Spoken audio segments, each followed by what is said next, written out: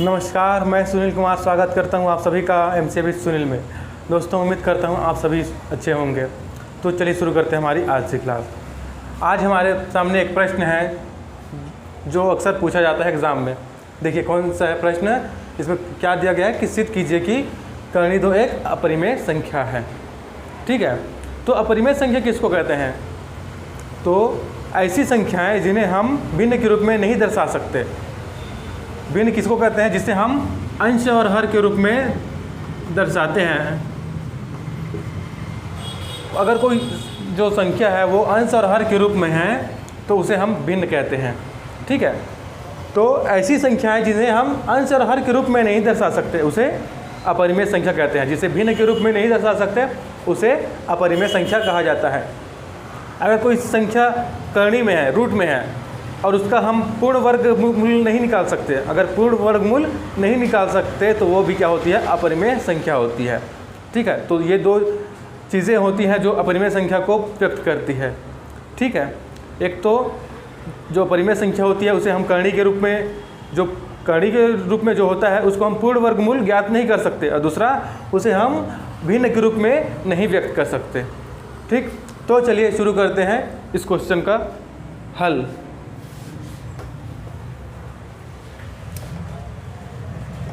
देखिए, हमको सिद्ध करना है कि कर्णी दो एक अपरिमेय संख्या है।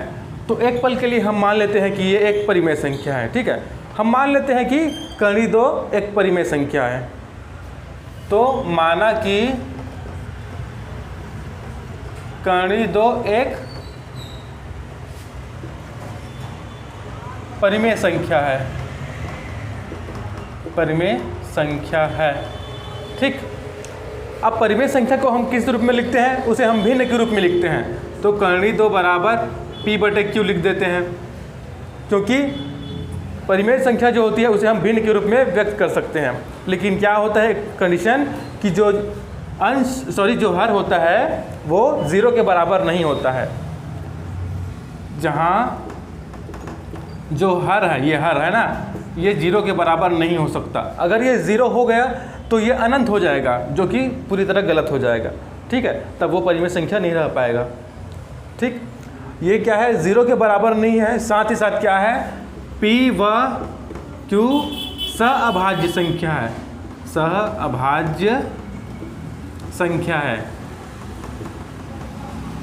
ठीक, सहअभाज्य संख्या अर्थात सहअभाज्य संख्या ऐसे दो संख्याओं का जोड़ा होता है जिनका महत्तम समापवर्तक 1 होता है। ठीक है, किन्हीं भी दो संख्याओं का अगर महत्तम समापवर्तक 1 है, अर्थात वो दोनों संख्याएं केवल 1 से विभाजित होती है।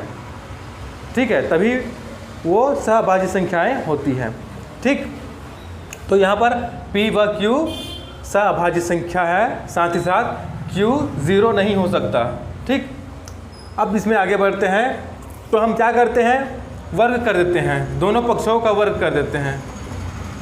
दोनों पक्षों का वर्ग करने पर, दोनों पक्षों का वर्ग करने पर क्या हो जाएगा? रूट हट जाएगा यहाँ से। ठीक, और ये क्या हो जाएगा? p² ठीक, अब क्या करते हैं? इसको इधर ले जाते हैं और 2 को इधर ले आते हैं। तो q² = क्या हो जाएगा? p²/2। ठीक, इसको समीकरण 1 मान लेते हैं। अब देखिए यहाँ पर ये p² जो है 2 से विभाजित हो रहा है। ठीक, p² जो है 2 से विभाजित हो रहा है। तो जब p² 2 से विभाजित हो रहा है तो p भी 2 से विभाजित होगा। p से विभाजित होगा। ठीक, जब p² 2 से विभाजित हो रहा है तो p भी 2 से विभाजित होगा। ठीक, अब मान लेते हैं, माना p बराबर 2r मान लेते हैं। p बराबर 2r मान लेते हैं। ठीक है, अब इस p का मान को जो है P का मान P बराबर 2R माने और फिर इस P का मान को हम इस समीकरण 1 में रख देते हैं। P का मान समीकरण 1 में रखने पर क्या हो जाएगा, Q square is equal to 2R का होल स्क्वायर अपॉन 2। इसको आगे सॉल्व करें तो क्या हो जाएगा, देखिए Q square is equal to 4R square upon 2। अब यहाँ से 2 से 2 कट जाएगा, 2 2 ने 4, तो 2R स्क्वायर हो जाएगा। ठीक, अब इस 2 को इधर ले आते हैं Q स्क्वायर के नीचे, तो क्या हो जाएगा, ये R square is equal to Q square upon 2। ठीक, अब देखिए ये जो Q स्क्वायर है वो 2 से विभाजित हो रहा है, तो Q भी 2 से विभाजित होगा। जब Q स्क्वायर 2 से विभाजित हो रहा है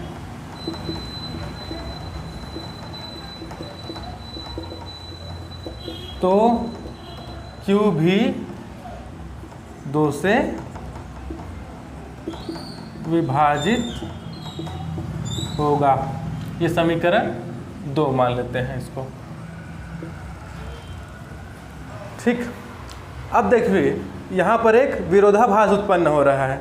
विरोधाभास क्या है कि देखिए P और Q क्या है, दोनों सअभाज्य संख्या है, दोनों सअभाज्य संख्या है, तो दोनों को केवल 1 से विभाजित होना चाहिए, है ना। दोनों का महत्तम समापवर्तक 1 है क्योंकि सअभाज्य संख्या है, तो केवल इन दोनों को 1 से विभाजित होना चाहिए। लेकिन यहाँ पर क्या हो रहा है, देखिए P और Q दोनों 2 से भी विभाजित हो रहे हैं। जब ये 2 से विभाजित हो रहे हैं दोनों, तो ये जो सअभाज्यता का नियम है उसका उल्लंघन हो रहा है।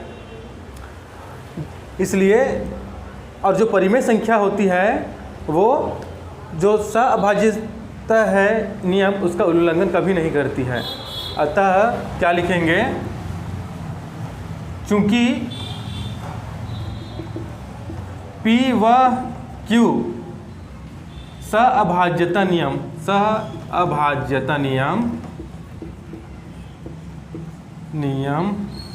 का उल्लंघन कर रहे हैं,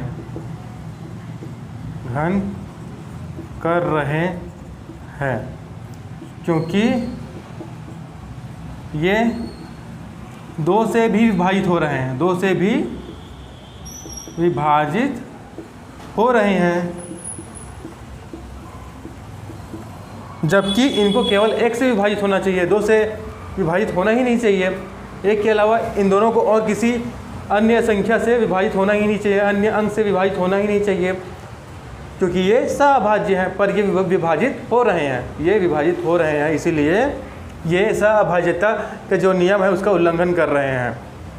अतः क्या हो जाएगा, अतः P बटे Q एक अपरिमेय संख्या है, अपरिमेय संख्या है। और देखिए P बटे B के बराबर में क्या है, कर्ण 2। तो चूंकि P बटे Q अपरिमेय संख्या है तो कर्ण 2 भी क्या हो जाएगा, अपरिमेय संख्या हो जाएगा। ठीक है, इसलिए कर्ण 2 भी एक अपरिमेय संख्या है,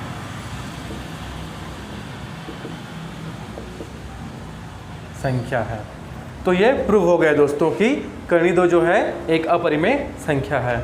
ठीक दोस्तों, अगर आपको मेरा ये क्लास पसंद आया है तो मेरे चैनल को सब्सक्राइब कीजिए, वीडियो को लाइक कीजिए, शेयर कीजिए और हाँ, बेल आइकन को भी ज़रूर दबाइए ताकि आगे आने वाले वीडियोस का नोटिफिकेशन आपको मिलता रहे।